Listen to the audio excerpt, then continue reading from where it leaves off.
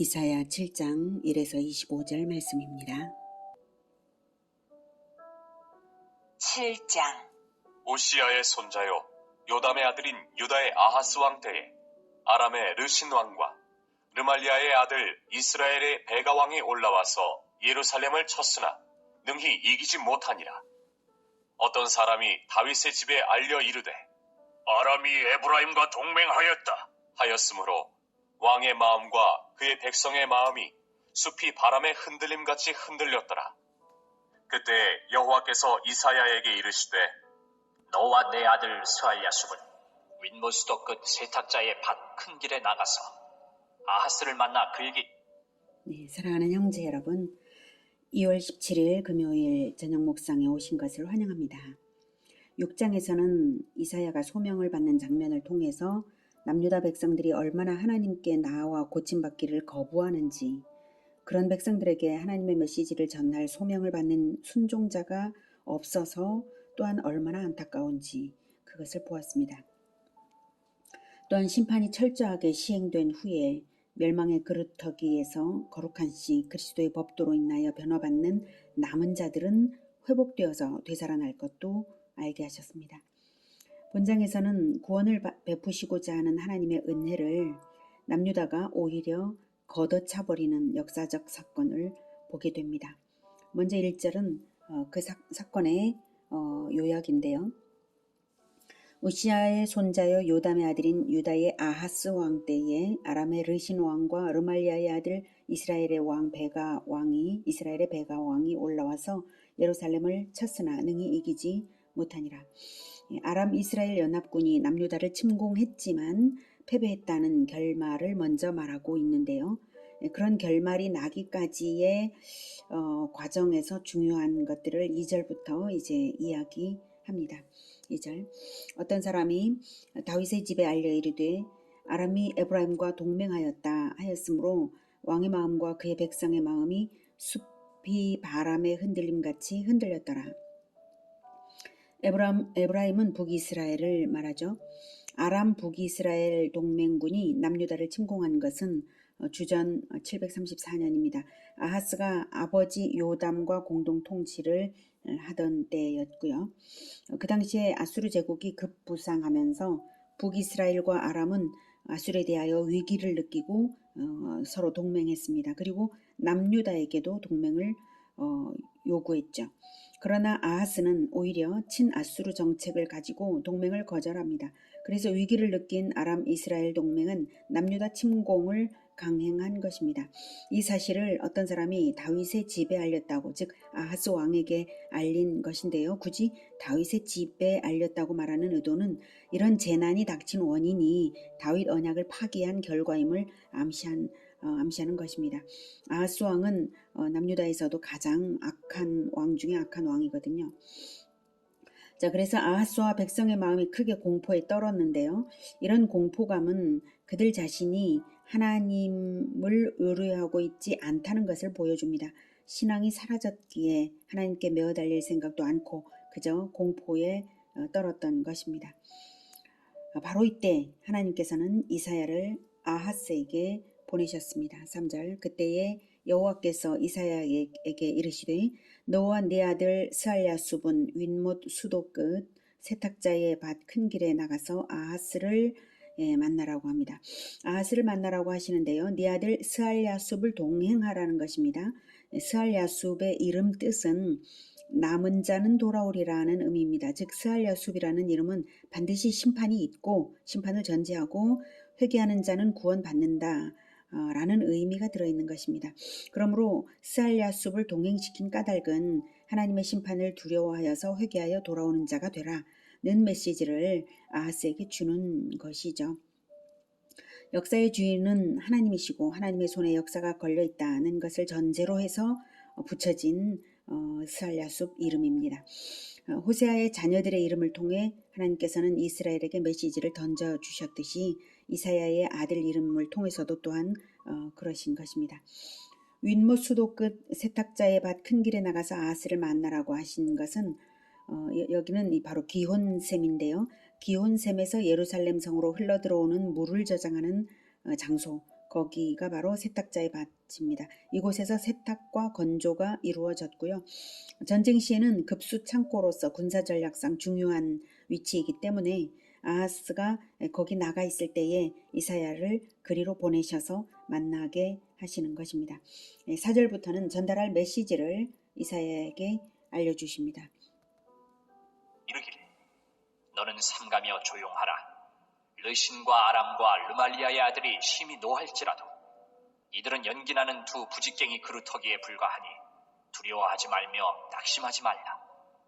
아람과 에브라임과 르말리아의 아들이 악한 꾀로 너를 대적하여 이르기를 우리가 올라가 유다를 쳐서 그것을 쓰러뜨리고 우리를 위하여 그것을 무너뜨리고 다부엘의 아들을 그 중에 세워 왕으로 삼자 하였으나 주 여호와의 말씀이 그 일은 서지 못하며 이루어지지 못하리라. 네. 아람 왕 르신과 북이스라엘 왕 베가의 계략은 남유다의 친아수르 정권을 무너뜨리고 친아람 정권을 세우는 것입니다. 다부엘의 아들이 친아람 정치인인 모양인데요. 그가 누구인지는 알 수는 없어요. 아무튼 그러나 7절에 말하는 것처럼 주 여호와의 말씀이 그 일은 서지 못하며 이루어지지 못하리라. 즉 역사의 주관자이신 하나님의 계획이 서는 것이지 그들의 계획은 이루어지지 않는다는 말씀이십니다. 그러니까 두려워하지 말라.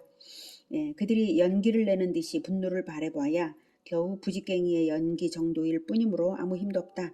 이렇게 하신 것입니다. 그러므로 너는 삼가며 조용하라. 삼가며 조용하라. 공포에 떨며 허둥대면서 그러면 엉뚱한 선택을 하게 되는 것이죠. 그러지 말라 이겁니다. 마귀가 공포감을 심어줄 때에 거기 빠져버리면 바른 생각을 하지 못하고 잘못된 선택을 하게 되기 때문입니다. 즉 아수르에 의존해서 아람 이스라엘 동맹을 물리칠 생각을 한다면 동족 상잔의 비극이 벌어지게 됐고 결국 간교하고 잔인한 아수르에게 남유다도 마침내 먹히고 말 것이므로 아수르가 어떤 자들인지를 잘 아시는 하나님께서는 아하스를 침착하게 안정시키려고 말씀하신 것입니다. 그래서 하나님의 말씀을 듣고 믿기만 하라 하시는 것이죠. 그저 가만히 있으라고 하시는 것입니다. 어려운 것을 요구하시는 것도 아니고 그저 하나님이 주시는 예언을 믿으면 되는 것이고요. 그래도 되는 이유를 8절부터 말씀하십니다. 대저 아람의 머리는 다메섹이요 다메섹의 머리는 르신이며 65년 내에 에브라임이 패망하여 다시는 나라를 이루지 못할 것이며 에브라임의 머리는 사마리아요 사마리아의 머리는 르말리아의 아들이니라. 만일 너희가 굳게 믿지 아니하면 너희는 굳게 서지 못하리라 하시니라. 네, 소속과 머리의 관계성을 거듭 말씀하시죠. 아람의 머리는 다메섹, 다메섹의 머리는 르신, 에브라임의 머리는 사마리아, 사마리아의 머리는 르말리아의 아들. 이 소속과 머리의 관계성을 말씀하시는 이유는 그들의 최종 머리가 마귀인 것과 남유다의 머리가 다윗이고 다윗의 머리는 하나님이신 것을 떠올려 주시는 말씀입니다. 그러므로 이것은 마귀와 하나님과의 전쟁에서 누가 이기겠습니까? 당연히 하나님이 이미 이기신 거죠. 남유다가 하나님과의 언약 관계이므로 하나님이 주권자이시고 승리자이신데 패배자인 마귀에게 속한 그들이 아무리 세상 권세를 가지고 엄포를 놓아봤자 승리자에게 속한 남유다를 어찌하지 못한다는 뜻이죠. 그러니 네가 나에게 잘 속해 있으라 이 뜻 아닙니까? 이 말씀은. 여기서 한편 65년 내에 에브라임이 패망하여 다시는 나라를 이루지 못할 것이며 라는 예언은 주전 669년 즉 북이스라엘 멸망 이후 23년이 지나서 있을 아수르 식민지 이주 정책을 말하는 것입니다. 그 정책으로 인해서 북이스라엘은 고유의 민족성이 말살되고 말아서 더 이상은 국가 형태의 나라가 도무지 설 수 없게 된 때를 이제 말하는 것입니다. 그렇게 약한 이스라엘이다. 그렇게 약한 아람 이스라엘 동맹이다. 이걸 말씀하시는 거예요. 그 정도로 멸망할 북이스라엘과 아람을 두려워할 이유가 없다고 하신 것이죠. 세상 권력은 다 하나님의 세계 경영 안에 있는 것입니다. 그래서 예수님도 우리에게 너희들은 나에게 속했으니까 예수님께 속한 우리에게 세상을 두려워하지 말라고 요한복음 16장 33절에서 이렇게 말씀하셨죠. 이것을 너희에게 이르는 것은 너희로 내 안에서 평안을 누리게 하려 함이라. 세상에서는 너희가 환난을 당하나 담대하라. 내가 세상을 이기었노라. 잠시 잠깐 환난을 당할지라도 담대해야 합니다. 왜? 예수님께서 세상을 이기셨기 때문에 최종 결말은 승리입니다. 이것을 반드시 믿고 가야 되는 것입니다. 바람에 흔들리듯이 흔들려서는 절대로 안 된다. 이겁니다. 믿음으로써 우리는 주님께 속하는 것입니다. 믿음. 그게 중요합니다. 그러니 그 말씀을 믿는 것이, 아하스가 그 말씀을 믿는 것이 중요합니다. 믿음으로써 하나님께 속할 수 있도록 하시는 것이죠. 자, 9절. 에브라임의 머리는 사마리아요, 사마리아의 머리는 르말리아의 아들이니라. 너희의 머리는 하나님이시다, 이겁니다. 그러니까 만일 너희가 굳게 믿지 아니하면 너희는 굳게 서지 못하리라 하시니라. 믿음으로써 하나님의 소속인 것을 분명히 할 때 그 믿음에서 진정 능력이 나고 권세가 나는 것입니다. 단순한 믿음이 진정 강력한 능력인 것입니다. 하나님은 믿어드리면 하나님께서 일하십니다. 그러나 믿음을 버리고 약속에 대한 약속을 주시는데 믿으면 되는 것이죠. 자기의 신념을 믿으란 뜻이 아니라 하나님께서 주시는 그 약속을 믿을 때 하나님께서 그 약속을 이루기 위해서 일하십니다. 자, 그러나 믿음을 버리고 하나님 아닌 다른 것을 의지한다면 실패할 것이다 라는 경고를 함께 주시죠. 하나님 아닌 다른 것을 의지한다면 그건 하나님을 버리고 다른 것에 소속한다는 뜻이니까요. 그래서 그러면 실패할 것이다 경고를 함께 주시면서 강력하게 믿음으로 이끌어 주시고 계신데요. 그에 대하여 믿음을 가지기 위해서라면 이제 더해서 징조까지 보여주시고 싶으셔서 믿음을 위해서 믿음을 더 가지도록 징조까지 보여주시고 싶으셔서 이렇게 10절부터 말씀하십니다. 여호와께서 또 아하스에게 말씀하여 이르시되 너는 내 하나님 여호와께 한 징조를 구하되 깊은 데에서든지 높은 데에서든지 구하라. 하시니 아하스가 이르되 난 구하지 아니하겠나이다. 난 여호와를 시험하지 아니하겠나이다. 한지라. 한 징조는 아람 이스라엘 동맹을 물러나게 하실 것을 믿도록 하기 위한 또 다른 이적적 징조까지라도 주시겠다는 것입니다. 과거에 히스기야 때도 그러셨죠. 히스기야가 질병이 낫고 또 아수르 군대는 이제 물러날 수 있도록 히스기야가 나중에군요. 자, 아무튼 어쨌든 히스기야에게 히스기야는 믿음을 위해서 징조를 요구했던 그런 왕인데 아하스는 그러지 않은 것입니다. 자, 그래서 이제 과거에 기드온이 이스라엘을 암몬으로부터 구하도록 부르심 받을 때에 하나님의 도우심을 믿을 수 있도록 하나님을 시험하면서 양털만 이슬에 젖는 징조를 요구했었어요. 믿고 싶어서 믿음을 도와달라고 하는 것이니까 하나님은 받아주시고 그 시험을 하나님을 시험하는 것을 받아주시고요. 땅은 마르고 양털은 젖는 응답을 주셨었죠. 그 다음 날은 반대로 해달라니까 반대로도 해주셨어요. 그 정도로 믿음을 키워주시고 싶으신 하나님이시고요. 우리에게서 믿음을 간절히 원하시는 하나님이십니다. 우리가 하나님과 연합되게 하는 그 엑기스는 바로 믿음입니다. 그러니 그 마음을 헤아리면 하나님의 그 마음을 헤아리면 너무나 은혜로우신 하나님께 감사하면서 징조를 요구하면 될 일이죠. 그리고 너무나 기적적인 그 징조를 보고 놀라워하면서 이제 믿겠습니다 이러면 될 일이죠. 어려울 것이 없지 않습니까? 그런데 아하스는 징조 요구하기를 거절한 것입니다. 말은 그럴싸한 겸손처럼 들려요. 나는 여호와를 시험하지 아니하겠나이다. 하지만 아하스의 내심은 딴 데 있었습니다. 즉 아수르의 지원군을 요청하고자 한 것이죠. 아수르의 조공을 바쳐서 지원군을 요청하려는 계획을 세운 거예요. 그래서 하나님의 필요 없다고 한 것입니다. 하나님은 시험할 필요도 없을 정도로 무익한 존재로 취급하고 있었던 것입니다. 눈에 안 보이는 하나님을 어떻게 믿으랴 이렇게 생각한 것이죠. 하나님을 거부하고 마귀 편에 스스로 들어간 것입니다. 이러한 아하스의 말이 하나님 들으시기에 얼마나 통탄스러웠겠습니까? 8절과 9절에서 대저 아람의 머리는 다메섹이요 다메섹의 머리는 르신이며 에브라임의 머리는 사마리아요 사마리아의 머리는 르말리아의 아들이라고 말한 것은 아하스가 남유다의 머리이니까 아하스의 선택이 나라의 운명을 좌우한다는 의미도 들어있었건만 아하스는 이런 지하에 거절하고 만 것입니다. 13절. 이사야가 이르되 다윗의 집이여 원하건대 들을지어다. 너희가 사람을 괴롭히고서 그것을 작은 일로 여겨 또 나의 하나님을 괴롭히려 하느냐? 예, 다윗의 집이여 원하건대 들을지어다. 네, 다윗 언약을 믿음으로써 이어받았어야 할 아하스가 그러지 못했으므로 원통하여서 하는 말입니다. 아하스는 악행을 많이 행한 왕이었는데도 이 막판에라도 다윗 언약 안에 있으면 구원하시겠다고 부디 이것을 받아달라고 간절히 은혜를 제공하시는 하나님을 아하스가 거부했으니 사람을 괴롭히고서 그것을 작은 일로 여겨 또 나의 하나님을 괴롭히고 만 것입니다. 그리스도의 하나님을. 아하스가 그리스도의 영에 지금 이입이 되어서 하는 말이죠. 괴롭히고 만 것입니다.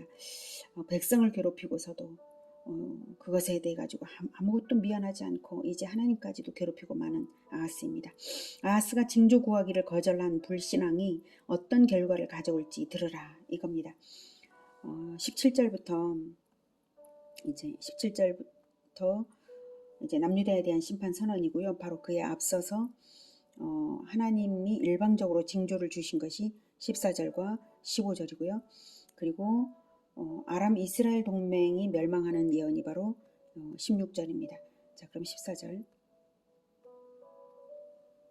그러므로 주께서 친히 징조를 너희에게 주실 것이라. 보라, 처녀가 잉태하여 아들을 낳을 것이요 그의 이름을 임마누엘이라 하리라. 그가 악을 버리며 선을 택할 줄 알 때가 되면 엉긴 젖과 꿀을 먹을 것이라. 네, 그러므로 주께서 친히 징조를 너희에게 주실 것이라. 네, 믿음을 가지고자 하는 노력이 없으니 요청하지 않으니 하나님께서 할 수 없이 징조를 일방적으로 그냥 주셔서 믿게 하시겠다는 것입니다. 보라, 처녀가 잉태하여 아들을 낳을 것이요. 징조는 처녀가 아들을 낳는 것입니다. 처녀에게 수태를 고지하고 처녀가 순종했을 때 이루어질 일이죠. 처녀가 수태를 거부하면 이루어질 수 없는 일입니다.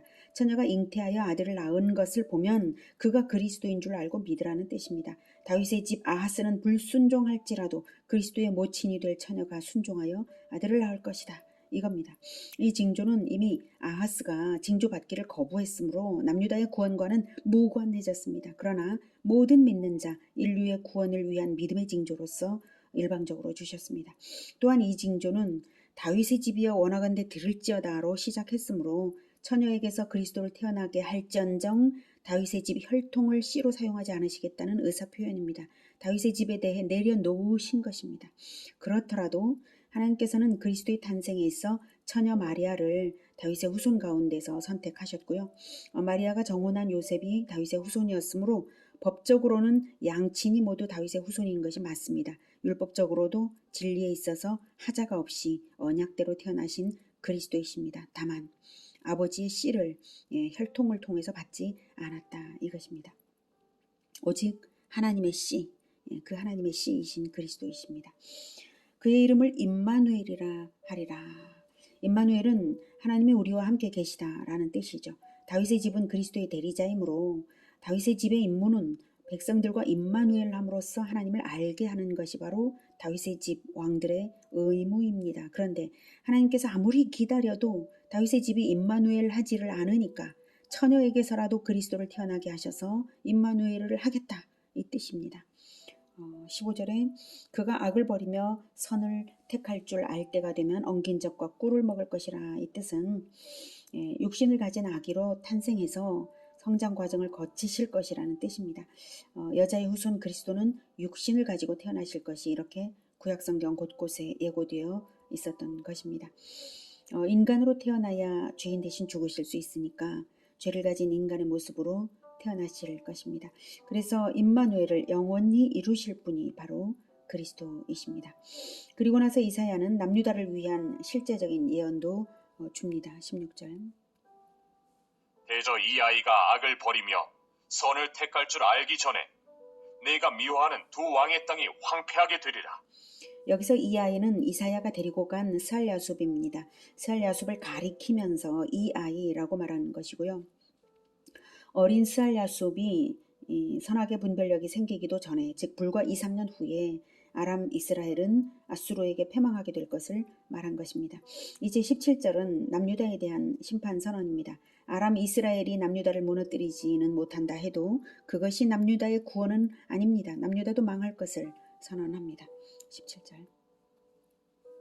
여호와께서 에브라임이 유다를 떠날 때부터 당하여 보지 못한 날을 너와 내 백성과 내 아버지 집에 임하게 하시리니 곧 아수르 왕이 오는 날이니라. 그날에는 여호와께서 애굽 하수에서 먼 곳의 파리와 아수르 땅에 벌을 부르시리니 다 와서 거친 골짜기와 바위 틈과 가시나무 울타리와 모든 초장에 앉으리라. 네, 에브라임이 유다를 떠날 때부터 당하여 보지 못한 날이라는 것은 에브라임이 유다를 떠난다는 것은 남북 왕국으로 분단된 걸 말하는 거거든요. 그때 이후 많은 외적의 침입이 있었지만 그 모든 국난에도 비교할 수 없을 만큼의 고통의 날이 온다는 것입니다. 파리와 벌떼처럼 몰려올 아수르 군대에 의해서 남유다 전역이 초토화된다는 것인데요. 이 예언은 주전 701년 아수르의 사네립에 의한 남유다 여러 성읍 침공과 또 주전 648년경 아수르 바니팔에 의한 침공으로 이루어졌습니다. 또한 애굽의 파리 때 아수르의 벌떼로 표현하신 것은 애굽 군대와 아수르 군대가 양쪽에서 올라와서 남유다 땅의 무깃도에서 격돌해서 남유다를 유린한 일이 나중에 요시야 때에 있거든요. 그때 성취되었습니다. 그것을 미리 예언한 것입니다. 이러한 사건들이 여호와께서 그 벌떼를 부르고 파리떼를 부르시리니 이렇게 말씀하고 계시죠. 여호와께서 부르셔서, 그래서 하나님의 심판임을 분명히 말하고 있습니다. 네, 하나님의 심판입니다. 그러니 아수르 군대로부터의 구원은 이제 없는 것입니다. 아수르 군대에 의지하고자 하는 아하스의 계획이 얼마나 어리석은 것인지를 말하고 있습니다. 20절. 그날에는 주께서 하수 저쪽에서 세내어 온 삭도 곧 아수르 왕으로 내 백성의 머리털과 발털을 미실 것이요 수염도 깎으시리라. 네, 아수르를 세내어온 삭도라고 표현하시죠. 예, 아수르의 조공을 바쳐가면서 아수르 군대를 불러들이거든요. 아하스가. 예, 그래서 불러들였는데 잔인하게 오히려 남유다를 유린한 것입니다. 그러니까 세내어온 삭도이고 세내어 왔기 때문에 많이 사용을 하게 되겠죠. 그만큼 그렇게 이제 잔인하게 유린당하는데 몸에 난 털을 모두 제거한다는 것은 삭도로 이렇게 이제 표현을 했기 때문에 이렇게 표현하는 것은 온 국토가 황폐화된다는 의미이고요. 수염을 깎인다는 것은 치욕을 당할 것을 의미합니다. 21절. 그날에는 사람이 한 어린 암소와 두 양을 기르리니 그것들이 내는 젖이 많음으로 엉긴 젖을 먹을 것이라. 그 땅 가운데에 남아있는 자는 엉긴 젖과 꿀을 먹으리라. 남유다가 초토화된 이후에 가축의 수가 크게 줄어서 생업 기반이었던 목축업이 괴멸될 것을 말한 것이고요. 그럼에도 불구하고 그것들이 내는 젖이 많다는 것은 남아있는 자도 너무 적어서, 즉 그 적은 목축에서 생산되는 소량의 우유조차 먹을 사람이 없을 정도로 인구가 없다는 것을 역설적으로 말하는 것입니다. 23절. 그날에는 1000그루에 은 1000개의 가치가 있는 포도나무가 있던 곳마다 찔레와 가시가 날 것이라. 온 땅에 찔레와 가시가 있으므로 화살과 활을 가지고 그리로 갈 것이요 보습으로 갈던 모든 산에도 찔레와 가시 때문에 두려워서 그리로 가지 못할 것이요 그 땅은 소를 풀어놓으며 양이 밟는 곳이 되리라. 고가의 포도밭이 있다 해도 경작할 사람이 남아있지를 않아서 가시나무만 무성한 불모지로 변하고 말게 되는 거죠. 그래서 야생동물의 서식지가 되고, 그래서 농기구를 가지고 가야 할 포도원에 사냥을 하기 위해서 화살과 활을 가지고 가게 될 것이라는 말입니다. 25절도 같은 의미입니다. 경작할 사람이 없어서 결국 방목지로나 이용하게 된다는 것입니다. 보습이 필요 없어지는 것입니다. 오늘은 다윗 언약으로 하나님께 속했던 남유다의 머리, 다윗의 집이 아하스의 배반으로 인해서 남유다에 내려진 심판의 처절함을 보았습니다. 그러나 이러한 상황에서도 하나님께서는 은혜를 오히려 확장하여 베푸시려고 동정녀 탄생의 징조를 선언해 주셨습니다. 죄가 더한 지점에서 하나님은 오히려 은혜를 더하신 것입니다. 물론 심판도 철저히 행하십니다. 참으로 놀라운 일입니다. 우리 하나님은 인간 편에서 신실하지 않더라도 반드시 언약을 이루십니다. 다만 심판도 철저히 이루심으로 언약 성취의 축복은 언약에 대한 믿음으로 신실하게 남은 자들만의 몫입니다. 배반자의 몫이 아닙니다. 우리는 굳건한 믿음으로 언약을 지키면서 우리의 머리이신 임마누엘의 예수님과 동행하기를 결코 포기하지 말아야 하겠습니다. 예수님처럼 백성과 임마누엘 하면서 믿음으로 하나님께서 이루실 모든 것을 믿음으로 흔들림 없이 그 어떤 난관에도 두려움 없이 나아가야 하겠습니다. 기도하겠습니다. 하나님, 우리의 머리이신 예수님께서 우리를 대신하여 심판당해 주시고 우리가 그 보혈 아래 보호받는 이 은혜가 얼마나 놀라운지요. 하나님께서 그 오랜 옛날부터 예정하시고 언약을 마침내 이루셨습니다. 그리고 또한 예수님께서 다시 오실 것도 예정하셨습니다. 우리가 그것을 믿습니다. 언약이 반드시 이루어질 것을 믿음으로 우리 주 예수님과 늘 동행하며 복음화 제자화로 살겠습니다. 주님, 우리를 붙들어 주시고 오직 믿음으로 끝까지 갈 수 있게 임마누엘의 삶을 누릴 수 있게 도와주시옵소서. 예수님의 이름으로 기도드립니다. 아멘. 이어지는 시간은 개인 기도 시간입니다.